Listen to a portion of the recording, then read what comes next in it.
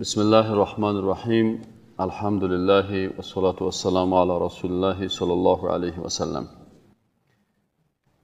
سومین شکننده که امروز سرش بحث میکنیم، سومین شکننده از شکننده های ایمان. یعنی ما شما نواقض اسلام در درس‌های قبلی حساب کرده بودیم. اول شرک بود، دوم واسطه قرار دادن بین خالق و مخلوق بود.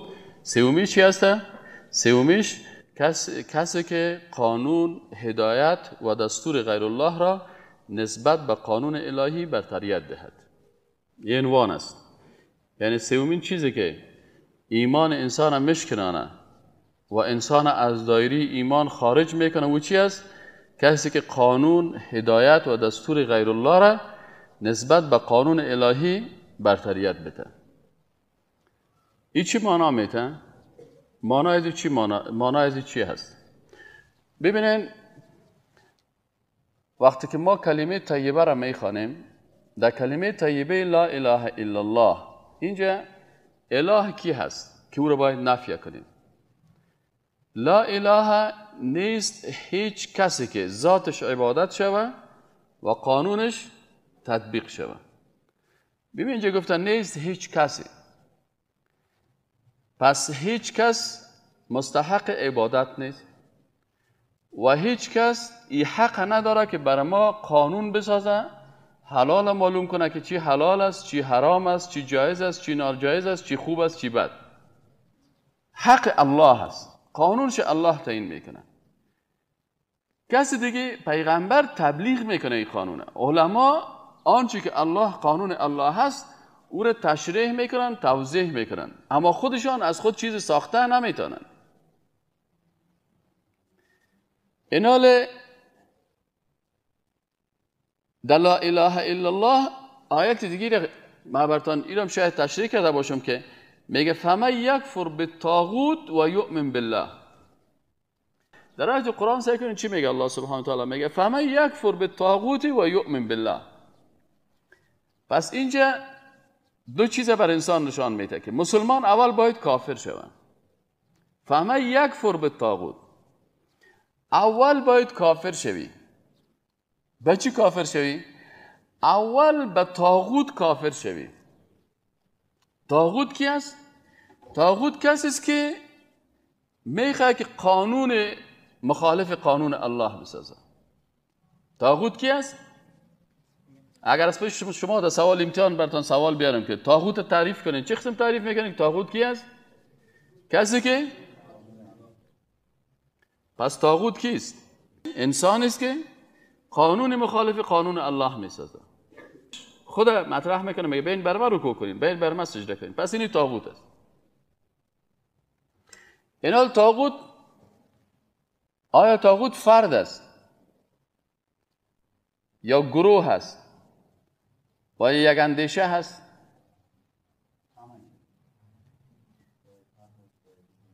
آفرین، کسایی که در درسای اول بودن میفهمن که طاغوت گاهی در لباس یک فرد میباشه. اقسام طاغوت سه قسم است. یا طاغوت به شکل یک فرد ظهور میکنه، طاغوت به شکل یک فرد ظهور میکنه. مثل فرعون میگفت انا ربکم الاعلی، من خدایتان هستم، من براتون قانون میسازم، بین بر من عبادت بکنین، بین بر من سجده کنین، بین از قانون من پیروی بکنین. پس طاغوت قسم اولش فرد است.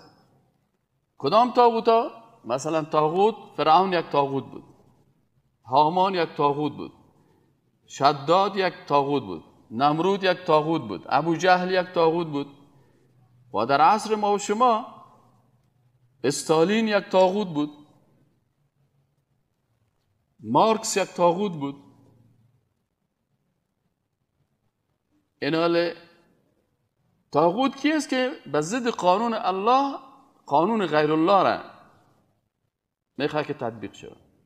و این طاغوت احیانا به شکل فرد میباشه، احیانا طاغوت به شکل یک گروپ میباشه، یک حزب میباشه، یک سازمان میباشه، یک اندیشه، یک سازمان سیاسی میباشه. مثل نشنالیزم یک سازمان سیاسی است که اساس و مبدأش ضد قرآن به قوم پرستی و ترجیح یک نسل، این نشنالیسم است. سوسیالیسم، سکولاریسم، اینا کلشان کسایی هستند که اینا قوانین چی هستند؟ جماعت ها و گروه های هستند که اینا طاغوت هستند به شکل چی؟ به شکل یک گروه، به شکل یک سیستم، به شکل یک حزب. پس حزب کمونیستی، حزب سوسیالیستی، حزب دموکراسی، سوسیال دموکرات، حزب نشنالیستی، حزب پشتونخوا، حزب ستم ملی، اینی کلش احزابی هستند که یا احزاب طاغوتی هستند. چرا؟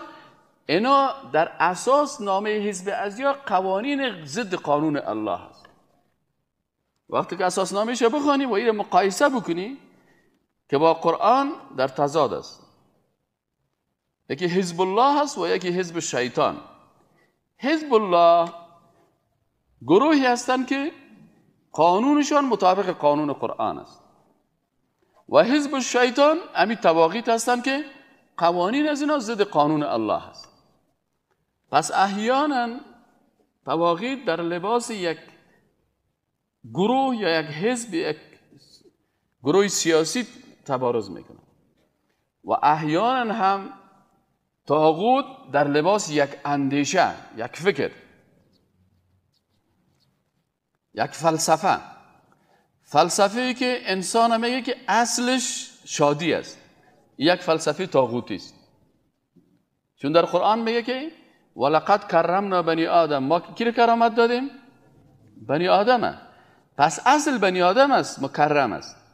اگر ما بگیم اصل ما شادی هست، پس کرامت به شادی برمیگردد، چون اصل.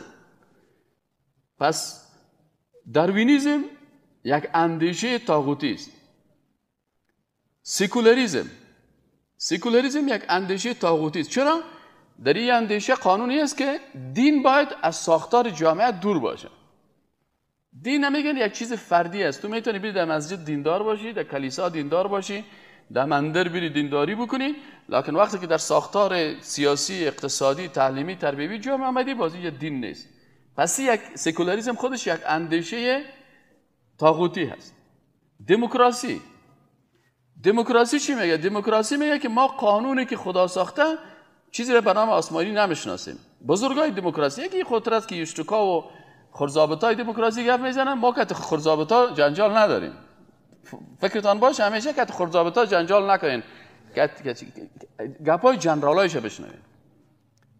اینال جنرالای دموکراسی چی میگن؟ جنرالای دموکراسی میگن که ما باید قانون پایان کنیم از آسمان به زمین، حکومت مردم توسط مردم برای مردم. پس اینجا چیزی در دموکراسی به نام آسمانی وجود نداره. از این خاطر اینه میگن که انسان سالاری. انسان سالاری چی معنی؟ یعنی انسان سالار قانون ساز است. انسان کسی است که قانون میسازه. پس خود دموکراسی از دیدگاه قرآن یک اندیشه طاغوتی است. چرا که قانون برای بشر میته. پارلمان اگر گفت شراب حلال است، اوکی شراب حلال است. اگر پارلمان گفت شراب حرام است، شراب حرام است. هر چیزی رو که هر قانونی رو که میسازه کی میسازه؟ پارلمان میسازه.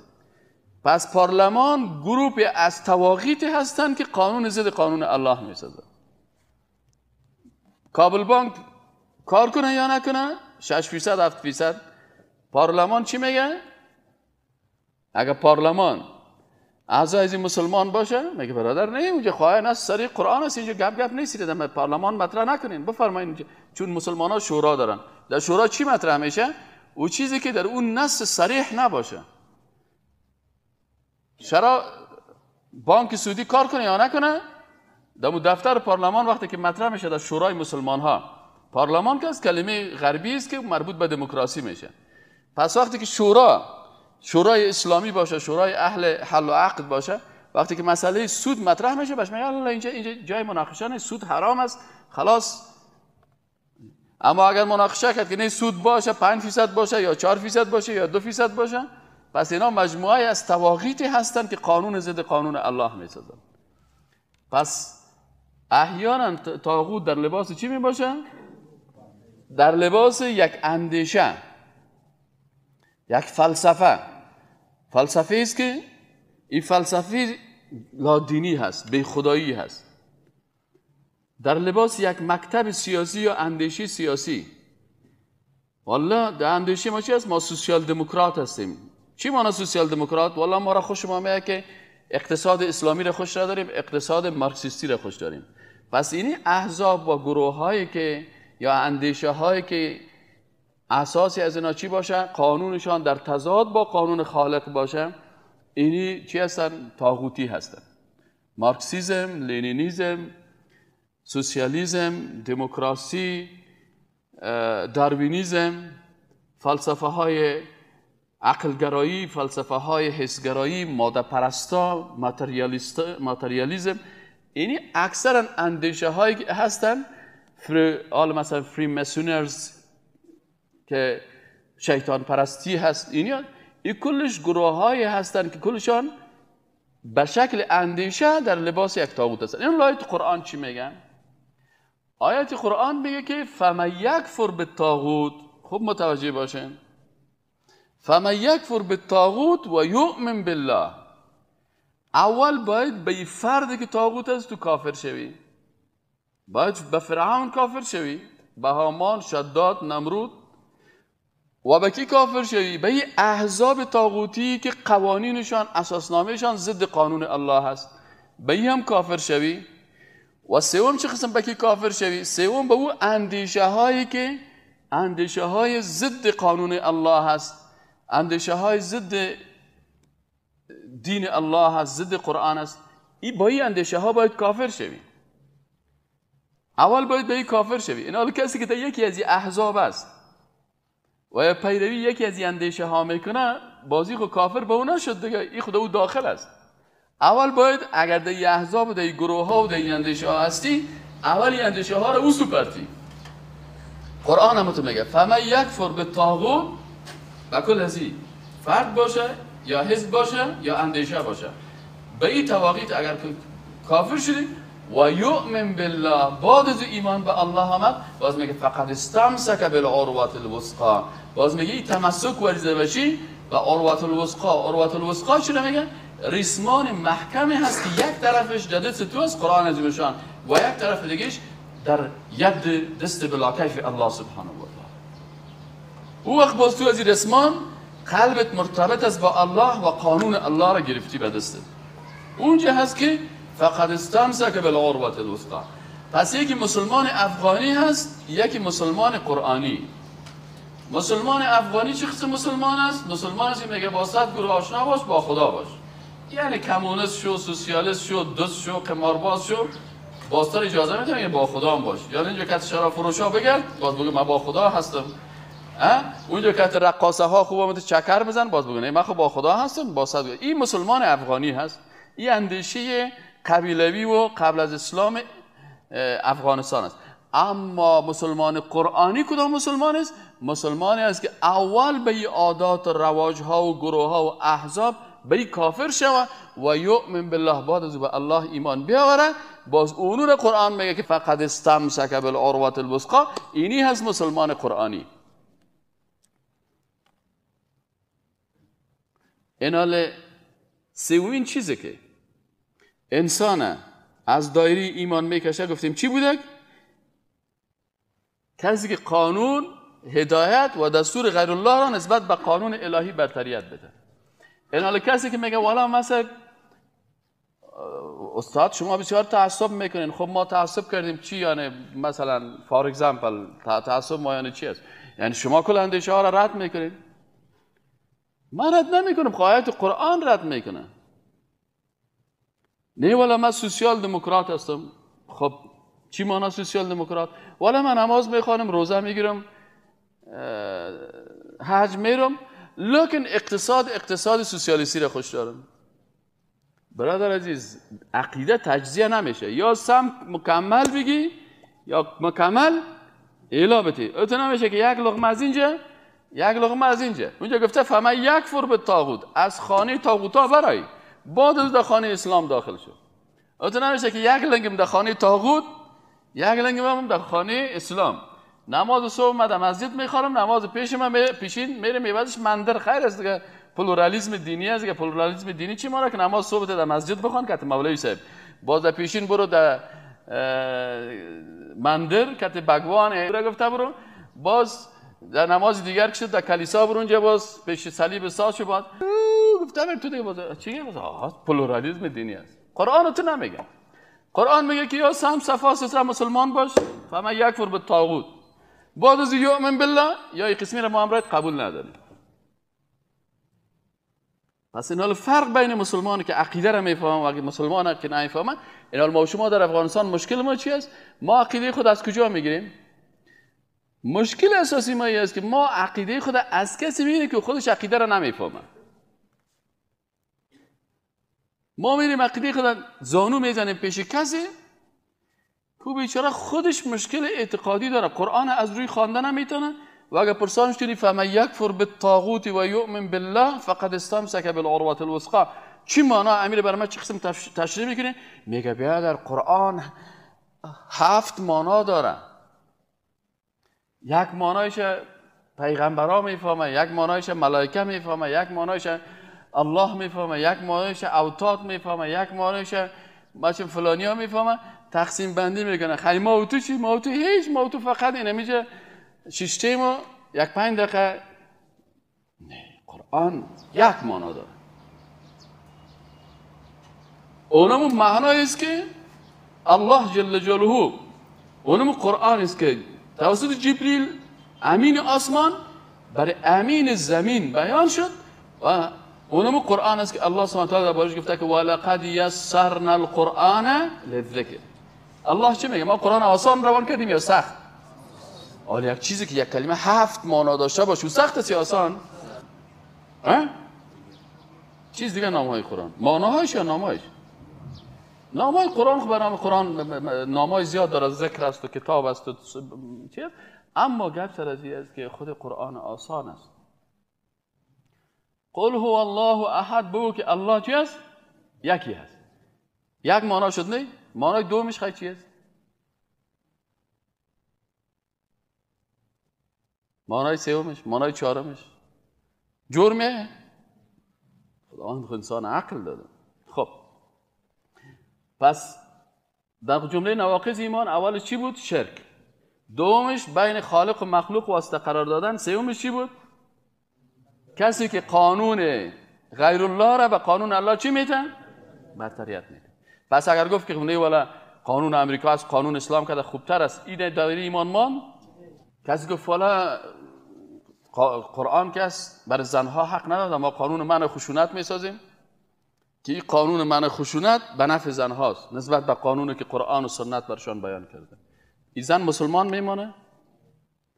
از این خاطر خطر نیست که صوبکی بی آجی صحیح نه؟ پارسال حج رفتن، امسال زد حج خدا و دین خدا و عقیده خدا با تایید قانون غیر الله از بین میبرن. بسیاری وقتا کسی است که حج رفته بی آجی، امروز و بی آجی در تلویزیون میخیزن و قانون منع خشونت با موادی که ضد قرآن است. من نمیم کلش ضد قرآن کلش است، بعضی از موادش ضد قرآن است، ضد آیات قرآن است و این تایید میکنه. پس قانونی را تایید میکنه که پس این خاطر ایمان از چی میشه؟ نقص میشه. چهارمین چیزی که ایمان انسان نقص میکنه، کسی که یک مشرک کافر ندانه، یک نفر سجده به غیر الله میکنه، تو میگی نه این مسلمان است، خودت مسلمان نیستی. این بسیار خطرناک است. یک کسی که اون دوره بگه که نه یک مشرک نیست، پروا نداره، نو پرابلم. حالا برادر دموکراسی است، آزادی است، دل هر کس.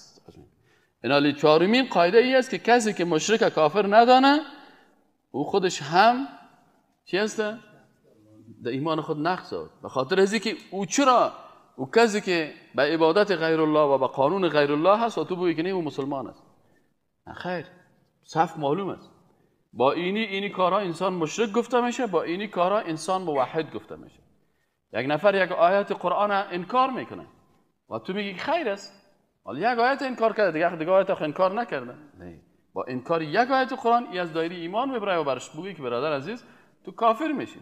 از این خاطر بسیاری کسایی که دیپلماسی در دین میکنن بسیاری وقتا انتقاد میکنن، میگه والا استاد شما چرا این گپا گفتین؟ والا نگوین مردم خفه میشن. پس دیپلماسی کردن در دین یک کمک دیپلماسی کنین. چی معنی دیپلماسی؟ یعنی یک کسی که کافر شد نگوش که کافر شدی. یک کسی در شرک مبتلا شد نگو که شرک است. یکی سجده به غیر الله کرد نگو که مشرک است. بگو خیر است، یعنی خوب آدم هستی. چطور است برش یک کمک تیر طبیعت دیپلماسی بکن؟ نه، این قاعده هست که کسی که مشرک نگویه و کافر نگویه و برش مشکل پیدا میشه دیگه. پنجمیش بغض و کینه ورزیدن به قرآن و سنت. سعی که خوب فکرتان باشه، بغض و کینه ورزیدن با قرآن و سنت. برای کسی میگه که عروسی اسلامی بکن، این میگه چی مردخانه نیست که ما قرآن بخوانیم. عالمی کسی که با مجلس قرآن، با خواندن قرآن، با تطبیق احادیث رسول الله صلی الله علیه و سلم، تو میخوای که یک دوره حدیث شریف صحیح بخاری باشه، یک کسی میگه نه باید دوره صحیح بخاری رو کنین، این چی به درد میخوره؟ دشمنی با سنت پیغمبر داره، دشمنی با صحیح بخاری داره، صحیح مسلم داره، دشمنی با دوره تفسیر داره، بدبینی با حلقات قرآن داره. سعی کنین این از دایره ایمان خارج میشه. ذالک بانهم کرهوا ما انزل الله فاحبط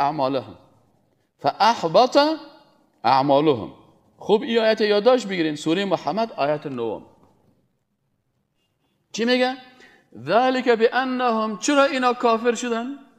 به خاطر میگه ذالک، این کفر از اینا به خاطر چی بود؟ بانهم کرهوا ما انزل الله، که اینا بد میدیدن آنچه را که الله نازل کرده. اینا کسی که میگه والله ما نمیخوایم که اینجا حکومت اسلامی باشه، ما نمیخوایم که حکم قرآن تطبیق شود، ما نمیخوایم که سنت تطبیق شود، ما نمیخوایم که تو سنت های پیغمبر را تطبیق بکنی، تو آمدی اینجا تو وهابی از صحیح بخاری گپ میزنی. اینا وقتی که تو سنت پیغمبر را تطبیق میکنی او مخالفت با سنت میکنن، تو آیات قرآن را تطبیق میکنی مخالفت با آیات قرآن میکنن. تو میگی حلقه درس صحیح بخاری باشه، میگه نه نباشه. تو میگی مدرسه حفظ قرآن در این مسجد ساخته شه، میگه نه ساخته نشه. پس اینجا چی شد؟ با مخالفت با چی است؟ پس کسی که بغض و کینه به قرآن و سنت میکنه، قرآن خوشش نمیاد، سنت پیغمبر خوشش نمیاد، سر ریش رشخند میزنه، سر حجاب رشخند میزنه. بسیار خطرناک است، بسیار خطرناک است. متاسفانه الله سبحانه و تعالی ما شما را حفظ بکنه. درس عقیده خیلی خوب است که تو زبانت حفظ میکنی، ادب حفظ میکنی. والله سبب میگه یک کسی میگه یک مدرسه حفظ قرآن جور میشه، بسیار خوب است بیادر. من واسم نمیرسه که یک صدر پا بتم، من مخالفت ندارم، به سر چشم جور کنم. ولی یک دوره حدیث رسول اکرم صلی الله علیه و آله است، اهلا و سهلا دورهش جور بکنیم. این که من خودم شخصا آمدن نمیتونم، الله برام توفیق بده، اما من مخالفت نمیکنم. والا فلان نفر سنت های رسول اکرم صلی الله علیه و سلم 1000 سنت در یک روز تطبیق میکنه، خداوند برش اجر بده. من هم کوشش میکنم که تطبیق بکنم. فلانی به این عقیده هست که اینی سنت رسول الله صلی الله علیه و سلم در حدیث صحیح است، میره تطبیق میکنم. والله ما به امر ازی بدبینی با سنت پیغمبر صلی الله علیه و سلم ندارم، من تسلیم هستم، آمنا و سلمنا. پس بسیاری وقتا اینی کسایی که یصدون عن سبیل الله، که در مقابل راه خداوند مانع واقع میشن، این بسیار خطرناک است. ما امیدوار به این هستم شما جوانای هوشیار و مسلمان هستین، نصیحت من برای شما اینمی هست که هیچ وقت تعصب نکنید. وقتی که آیات قرآن و حدیث رسول الله صلی الله علیه و سلم در میان آمد تسلیم شو.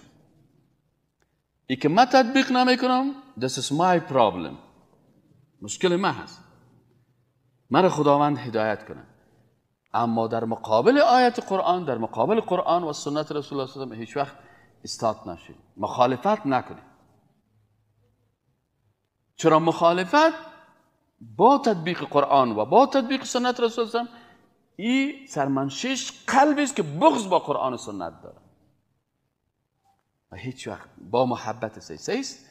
همین حدیث را که تو تطبیق میکنی و قناعت حاصل شدن و حدیث صحیح است، اهلا و سهلا، خداوند تو را توفیق نصیب بکنه و مرا هم الله توفیق بده که ما این عمل بکنم. از خاطر مشکل است و بسیاری کسا مشکل پیدا میشه که حدیث صحیح پیغمبر برش خوانده میشه، این در مقابل از ایستادگی میکنه و مخالفت میکنه.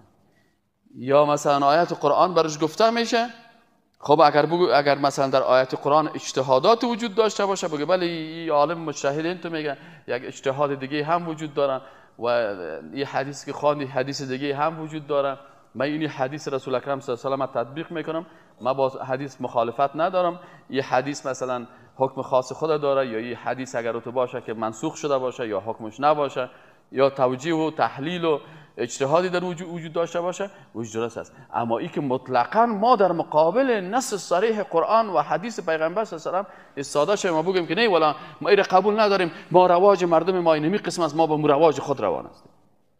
ما همون چیزی که بابا کلانای ما میگه، ما با بابا کلانایت میگه. بابا کلانایت خود تمام روز در نوروز طبله میزد. نوروز خود عید مجوسی است، این خالق میفهمی. خب 20 سال پیش چرا ملا صاحبا نمیگفتن؟ خب ملا صاحب 20 سال پیش ما بودم که یاد نداشتم، نمیفهمیدم دیگه. حالی که فهمیدیم قرآن، حالی که فهمیدیم سنت رسول الله صلی الله علیه و آله، باز آنچه که قرآن میگه بیان میکنم. پس 25 سال پیش من ملامت بودم نگفتم، حالا میگه مال چرا قبول نمیکنی؟ 25 سال پیش وقتی که تو یک جای دایره میدادم در نوروز خوب خوشحال بودی، حالا که برات حق میگم نه، تو اصلا حق قبول نداری، تو نوروز خوش داری، تو تنبور خوش داری. از اون خاطر هر گپی که مطابق مزاجت بود، از این خاطر یهود مشکل شبیه بود. مشکل یهود چی بود؟ آنچه که مطابق مزاجش خواسته نفسیش بود او را قبول میکرد و اون چیزی که کمک مخالف مزاجش بود باز او را رد میکرد.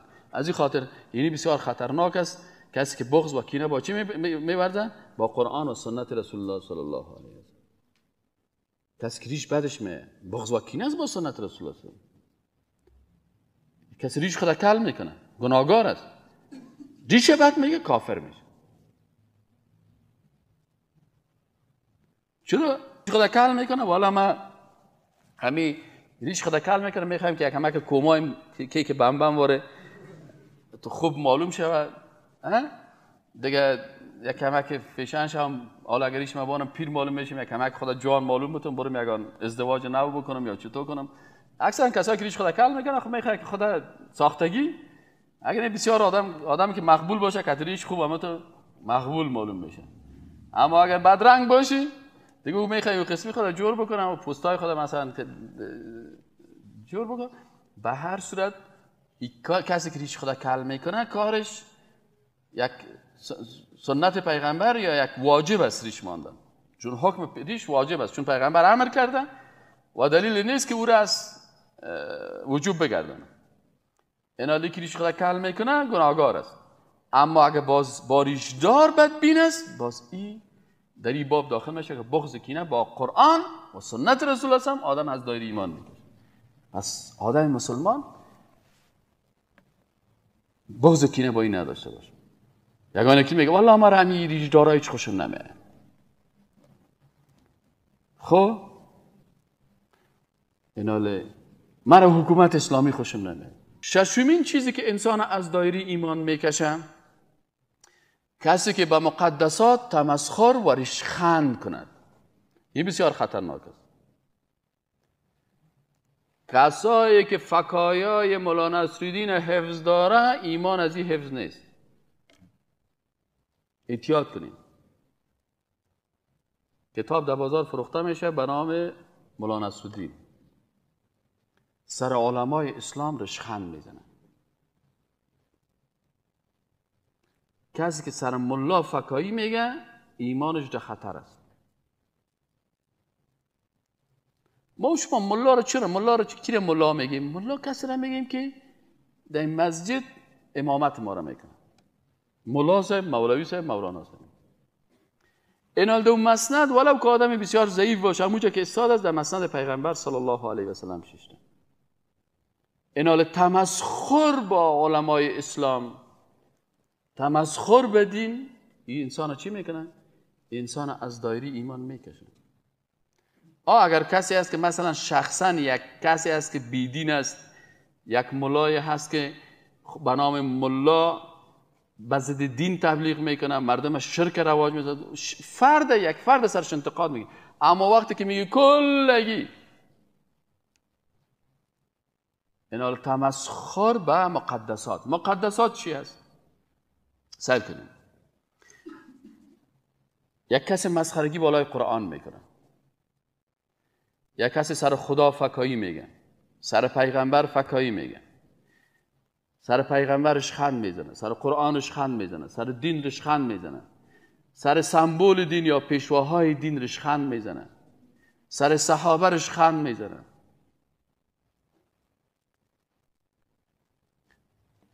در آیت شریف است که در شان نزول از آیت شریف چی میگن؟ میگه یک کسی در یک جای شیشته بود در زمان پیغمبر صلی الله علیه و سلم، در یک جای صحابه کرام شیشته بودن. سعی کنید مسخره گیره. پیغمبر صلی الله علیه و شیشته بود که صحابه کرام ی آمد گفت اون قاریا رو میبینی؟ منظورش اصحاب رسول الله صلی الله علیه و سلم. گفت رو میبینی اونجا شیشتن؟ گفت چی مشکل داره؟ نه گفت سعی کو تو شکمایشان سعی کو کتا کتا و در سر دسترخوان که بیشنن زیاد میخورن و در میدان معرکه که شو باز پس هستن. خود سر زیارش خندیر شروع کرد. این صحابی مبارک برش گفت که او منافق، تو اصحاب پیغمبری قسم که پای زشت میگی؟ باش ما به پیش رسول اکرم صلی الله علیه و سلم برم و جریان برش بودم. صحابی دیگه میگه که هنوز این پیش پیغمبر نرسیده بود که وحی از آسمان جبریل امین وقت رسید پیش پیغمبر و از جریان رسول اکرم صلی الله علیه و سلم با خبر. این صحابی میگه که هنوز پیش از اون نارسیدگی من رفتم که امی کسی که می گپ زد امیرش خندی که کرده سر صحابه پیغمبر صلی الله علیه و سلم. در کمربند شتر پیغمبر هم خدا کشال کرده. پیغمبر هم سر شتر شیشته یه دمی کمربندش گرفته و برش میگه که یا رسول الله انما كنا نخوض و نلعب، ما خود ساتری میکردیم، ما خود فکایی میگفتیم، ما تو یک خوش طبی میکردیم. اور میگه ما دیدم که از بالا نبی اکرم صلی الله علیه و سر شتر خود سوار است و به طرف این آیت قرآن میخونه که قل ابالله و آیاته و رسوله کنتم تستهزئون. آیا شما به الله، به آیات الله و به پیغمبر الله شما مسخرگی میکنین؟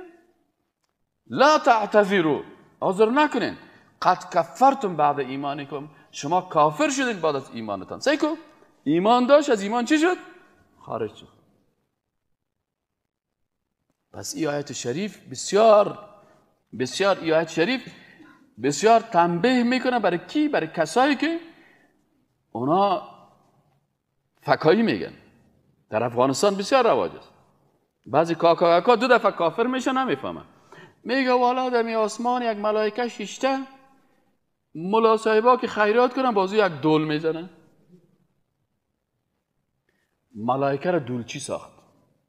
اگه بجبی کاکا جان بابا کلان خود دولچی بود، یک دفعه سر میخیده که جلالی میشن. چرا تو بابا کلان مرا گفتی که دولچیست؟ خیلی تو چرا ملائکه خدا را گفتی دولچیست؟ بابا کلان از او اگه دولچی بوی گناهگار شدی. ملائکه معصوم دولچی بسازه این کفر است. اصل نیست همی فکایی رو میگن نمیگن. دیدین نه؟ خوب آدم های کلان میدی متاسفانه این گپ استعمال میکنه. چرا؟ فقه خوانده عقیده نخوانده. میفهمه که فرایض نماز چند است، واجبای نماز چند است، والا سنت های نماز چند است، والا معاملات چند است، که جنایات چطور است، که اگر یک از جنایت کرد تمام روزی را خوانده، لکن یک روز آیت قرآن سرش فکر نکرده که آیا مسخره کردن در مقابل مقدسات ملائکه معصوم است.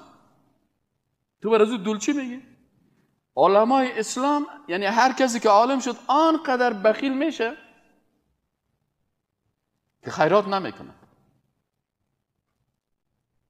این دلیل چی؟ انگلیس ها آوردن، آیسا یهودی ها آوردن و بر مردم افغانستان رواج دادن در لباس چی؟ در لباس فکاهی های مولا نصرالدین، در حالی که اصل مولا نصرالدین خوجه نصرالدین از در ترکیه و خوجه را عرب ها جوها میگن، انگلیس ها هادجه میگن، HODGA، یک وقت ترجمه میکردن. اما وقتی که اینجا من گفتن نه کلمه خوجه را اوسو کنین عوضش ملا بانین، چرا که مردم عالم خدا. اینه میگه اگه مثلا تو پیش یک هندو برو بگو لالا هندو، من یک فکایی میگم بگو فکایی، والا یک پندت سر تخم شیشته بود چوکی میخورد، برات میگه که تو بسیار لودا انسان هستید، سر پندت ما توش خندی میکنی. اگه پیش یک کریستیان بری نصرانی و برش بگی که تو کریستیان هستی، بگه آقا من کریستیان هستم، برش بگی که والا اونجا یک کشیش شما در کلیسا سر خر سوار شده بود، دم به خر دادانش بود، برش میگه تو چی میگی؟ تو بسیار احمق انسان هستی، تو سر رهبر دینی ما تجاوز میکنی. پس اون دو سر رهبر خود اجازه نمیده، کریستیان اجازه نمیده، جویش یهود اجازه نمیده، اما مسلمان احمق بیدینی که آیت قرآن خبر نداره عیسی میخیزه این فکایا را گفته میره و آدم مجلس دیگرها خنده کرده میره. اگر بگویش که باز دین چطور است؟ به خاطر اینکه دینش همیشه چی است؟ دین کت طبله یاد گرفته. خود اینمی کت طبله آیت قرآن خواندن کفر است.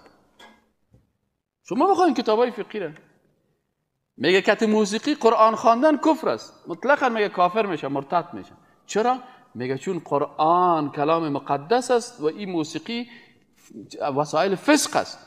تو با وسایل فسق آمد یک چیز مقدس خوان، یعنی سر از این مسخرگی کردی، ریشخند زدی. این حال مشکلی است که بسیاری کسا این نمیفهمند. هفتمین علتی که انسان از دایره ایمان میکشه سحر، جادو، فالبینی و رملاندازی هست. اکثرا ساحرا، تعویذگرا، فالبینا یا از دایره ایمان مبراین، کافر میشه. چرا؟ و ما کفر سلیمان ولکن الشیاطین کفروا، شیطانا کافر شدن. چرا؟ یعلمون الناس السحر، مردم به چی درس میدادن؟ پس هر چیزی که سحر است و هر چیزی که راهی به طرف سحر است یا یکی از ابواب سحر و جادو هست، این کلش صاحب این انسان کافر میشه. محبت دادن، یک تعویض میتوند که مادر اولادا کتت خوب محبت کنه، اینمی خود تعویض محبت یکی از شاخه های سحر و جادو هست. گمشده تا پیدا میکنم کت تعویض. این حال چون ساحر علم غیب ادعا میکنه و کسایی که پیش از اینا میرن او رو تایید میکنن، از این خاطر خود جادوگری و فالبینی و سحر و یعنی متاسفانه بسیاری از تعویذگران که در تعویذهای خود نامهای غیر الله را نوشته میکنن، یا بدوح و یا هامان و یا شداد و یا نمرود و یا شرطتوس و یا مرتتوس. یک روز یک تعویذ آورده استاد توی بخور حال که واز میکنه در اون تعویذ نوشته است یا شرطتوس یا مرتتوس یا مقلوتوس، چیز میگه نامهای شیطان است. پس این حال اکثرا یا چی میشن؟ از دایره ایمان خارج میشن. چرا؟ سحر انسان از دایره ایمان میکشه و تصدیق ساحر که او غیب ادعا میکنه او رو تو عالم غیب میدنی. از این خاطر نبی اکرم صلی الله علیه و گفته که کس پیش یک فالبین جادوگر ساحر میره میشینه، با مجرد شیشتن پیش از این میگه 40 روز عبادت ازی از بین میره. همین که رفتی که کاکا جان یک فال ما بیبی 40 روز عبادت شف دلیت و میگه اگر باز به گپاش تصدیق کرد که خوب گپا زد والا راز گفت به خدا، این چی شد؟ این میگه کافر شده با آنچه که بالای رسول الله صلی الله علیه و آله نازل شده، به قرآن نازل شده. یعنی یک کسی در درس عقیده اشتراک نمیکنه، عقیده را نمیفهمه، سی دی درس عقیده را هم خوش نداره که بشنوه، بازی ایمان خود حفظ میکنه. لا سخت است، بسیار سخت. خدا ما خود ما کمی ترسیم وقتی که من این کتاب عقیده را نوشته میکنم، این ایمیل از هر کلمه و از هر فکایی و از بسیاری گپات میترسم که همین دان خدا شور داده نمیدیم. چرا؟ خطر است. هشتمش اینجا میگه که پشتیبانی و یاری کردن مشرکان و کافران. الله نجات بده. الله نگاه کنه که این عصر بسیار خطرناک. در آیت قرآن چی میگه؟ محبت، دوستی، پشتیبانی، یاری کردن با کفار بر ضد مسلمانان یکی از نواقض ایمان. آیت قرآن چی میگن؟ و من یتولهم منکم فانه منهم. این آیت قرآن میگه کسی که دوستی میکنن با دشمنای اسلام، با کفار، که کفرش صراحتا معلوم است، قرآن در میته صراحتا، میته نمیته، پیغمبر صراحتا دشنام میته نمیته، سر پیغمبر صلی الله علیه و سلم فیلم مسخرگی نمیسازه نمیسازه. آیت قرآن چی میگه؟ میگه و من یتولهم منکم، هر کسی، ای مسلمان ها، این خطاب برای مسلمان هاست، برای کافران نیست. میگه ای مسلمان ها، هر کسی از شما که چی میکنن؟ دوستی میکنن با امرای این دشمنای الله که یهود و نصارا و سیکولر هستن، بیدینا هستن، با ای فانه، پس اینمی مسلمانی که دوستی امروز میگن، آیت قرآن فإن منهم، از جمله ازواست، از جمله شما نیست. ان الله لا یهدی القوم الظالمین، الله هدایت نمیکنه قوم ظالم را. از این خاطر ببینید که چقدر خطرناک است، چقدر خطرناک است کسایی که میگن که دوستای خارجی ما، دوستای امریکایی ما. این آیت قرآن خواندی خیر است، قرآن برزی است. آیت قرآن چی میگه؟ و من یتولهم منکم. خب دقیق، لطفاً ریفرنسشان براتون میگم، سوره مائده آیت 51. لطفاً سوره مائده آیت 51 در تفسیر کابلی، در معارف القرآن، در تفسیر سید قطب، کلش فارسی، تفاسیرش به فارسی ترجمه شده. تو نیست که به دیگه زبان، دری و پشتو امیل در بازار وقتی که بیری بعضی از تفاسیر است. تفسیر ظلال القرآن سید قطب رحمه الله ترجمه شده. تفسیر معارف القرآن مفتی محمد شفیع است. دیگه تفسیر کابلی است. امی آیت شریفه لطفاً به خاطر حفظ ایمانت در شرایط کنونی یک مرور بکن. اگر باز قرائت حاصل نشد مشکل نیست، لیکن آیت قرآن میگه و من یتولهم منکم، هر کسی از جمله شما مسلمان ها دوستی میکنه با امرای ایشان، فانه، پس اینمی مسلمان منهم، در جمله از اونها هست، پیروان قرآن نیست، در روز از جمله از ماست، در روز قیامت که تونمو حشر میشه. ان الله لا یهدی القوم الظالمین. یا آیت قرآن نمیخوانن، نمیگن، تشریح و توضیح نمیکنن.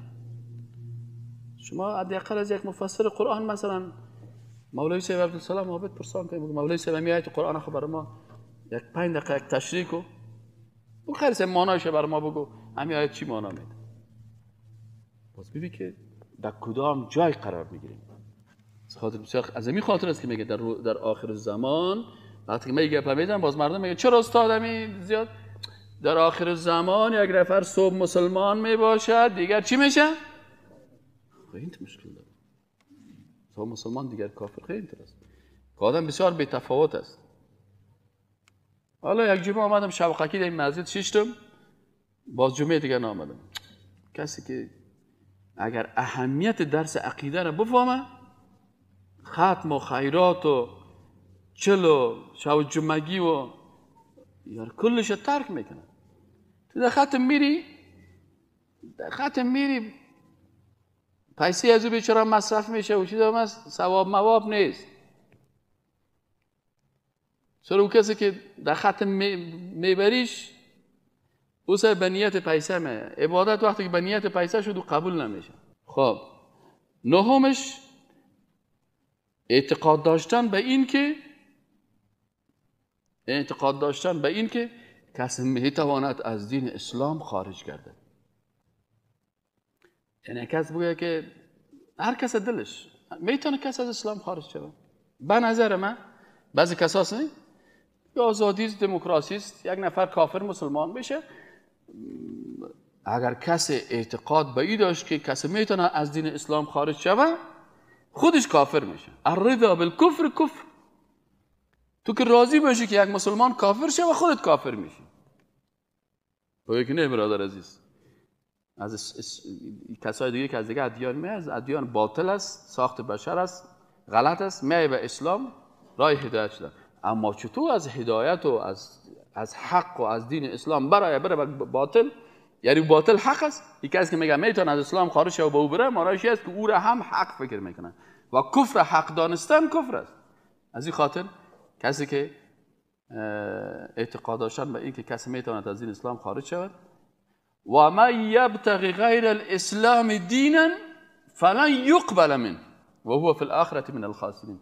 کسی که بغیر اسلام دین دیگه را اختیار بکنه از او قبول نمیشه، او باطل است. پس الله میگه بغیر اسلام دیگه ادیان باطل است و ما میگیم که هیچ کس حق نداره که از اسلام برایه و اگر برایه او از به باطل رفته و ما تاییدش نمیکنیم. یعنی اگر کسی رو تایید میکنن پس این مشکل باش پیدا میشه. دهمی چیزی که از جمله شکننده های ایمان است اعراض و روگردانیدن از قرآن، اعراض و روگردانیدن از اسلام و قوانین آن. کسی که میگه والله راست پرسان کنی قانون اسلام خوش من نمیاد و خوش من آمد و ما فعلا نمیخوایم که قانون اسلام تطبیق شود، والله این تو مشکل است. درست است، مشکلات در تاریخ وجود داشته، درست است. مثلا امی غربی را که تو تایید میکنی، جنگ اول جهانی را کی کرد؟ خامیا کردن. جنگ دوم جهانی را کی کرد؟ امیا کردن. از امی اول تاریخ اسلام شروع کو تا امروز چند نفر کشته شده و تنها مقایسهش کو با کسایی که کشته شدن در جنگ دوم جهانی، باز برات معلوم میشه که کی جنایت زیاد کرده و کی قتل زیاد کرده. یعنی یک جنگ از یا سیزده میگه یک تک آهنگر 100 تک زرگر. ما بیچاره‌گار یگان تک تک هم کردیم، اما یا که باز صاحب یک مرتبه یک بم رکه امریکا در هیروشیما و ناگاساکی در ژاپن استعمال کرده، تا امروز در منطقه سبزه نمیره، درخت. مجبور است که ژاپنیا کل خاک‌های از روز کنن، خاک دیگه از کدام جای دیگه ببرن اونجا چیز کنن. یک بم از او. منال کسی که شیطان بازی میتش، والله درست است. ما نمیگیم که مسلمان ها اشتباه نکردن، اشتباه نمیکنن، غلطی ندارن، والله کلگی معصوم است. معصوم نیستیم، کل ما اشتباه میکنیم، غلطی میکنیم و به غلطی خود اعتراف میکنیم.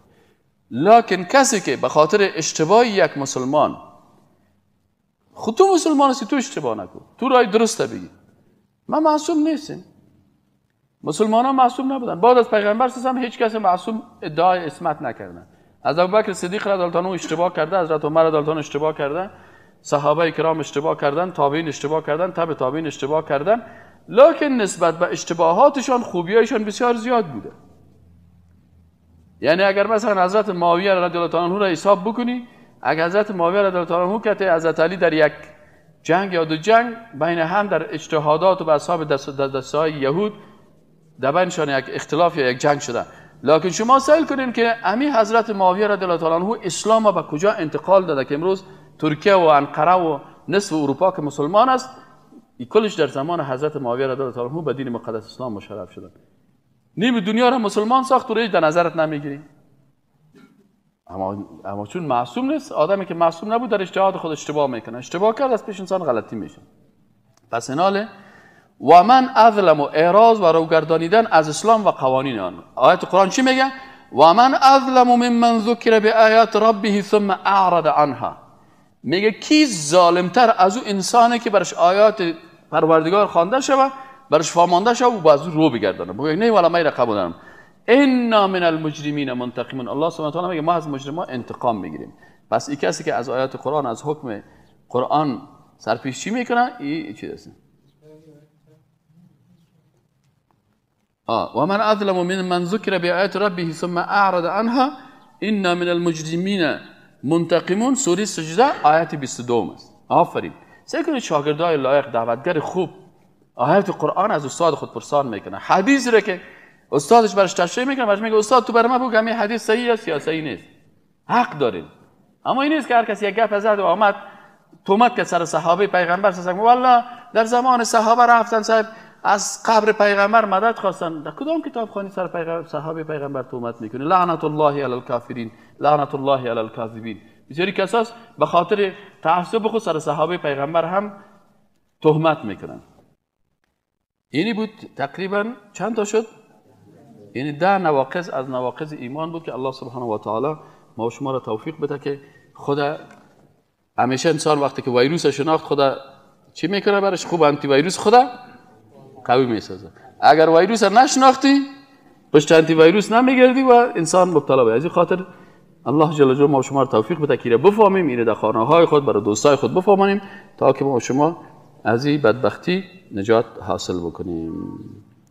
اینا نوبت میرسد 10 دقیقه دیگه برای کسایی که میخواین که خلاصه آنچه آموختن و لطفاً گوش بگیرید. همین 10 دقیقه که برادرها صحبت میکنن این هم در جمله درس ما حساب میشه.